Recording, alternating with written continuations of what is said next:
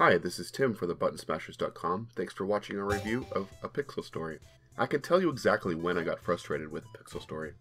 It was only a few minutes into the introductory stage, and I had been hounded by the tutorial companion robot with silly quips every 20 feet.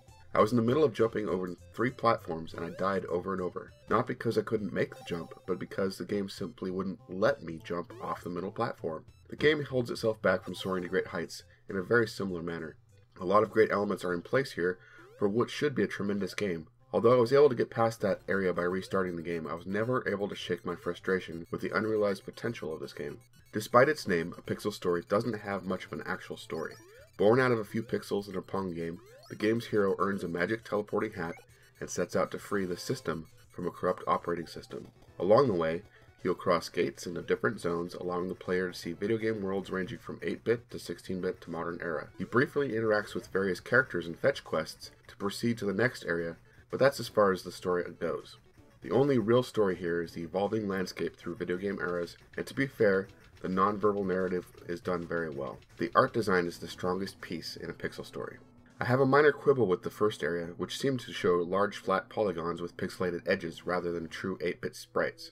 Quibbles aside, the art is gorgeous in A Pixel Story. I would often stop and just admire the scenery. A lot of creativity and love is evident in this art design, and the game shines in this regard as an interactive museum piece of the history of platform gaming over the last 30 years. The physics in the game are very precise. Maybe too precise. Because you can control your movement mid-air and the game allows for some Portal-style momentum boosting, the player will often find themselves plunging to their deaths, trying to land on a razor-thin edge of a platform between spikes and fireballs.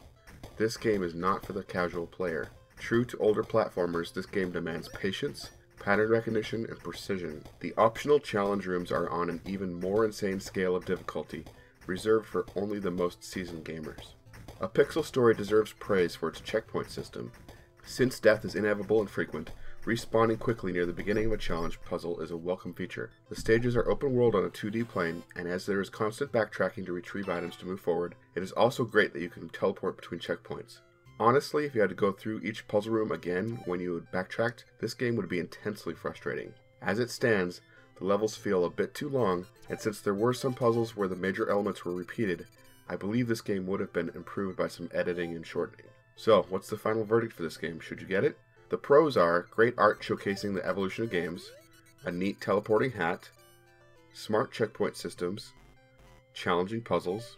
Cons are challenging puzzles, not for the casual, tricky physics, levels are too long, and there's fetch quests instead of story. A Pixel Story leaps high but ultimately falls short of becoming a masterpiece showcase of video game evolution. An opportunity is missed here to show casual gamers the rich visual history of the last 30 years. Fortunately, experienced gamers will find a worthy challenge here, although the game shares the rough edges of the games it honors from the past. Thanks for watching my review of A Pixel Story. Make sure to check out thebuttonsmashers.com for all your nerd culture needs.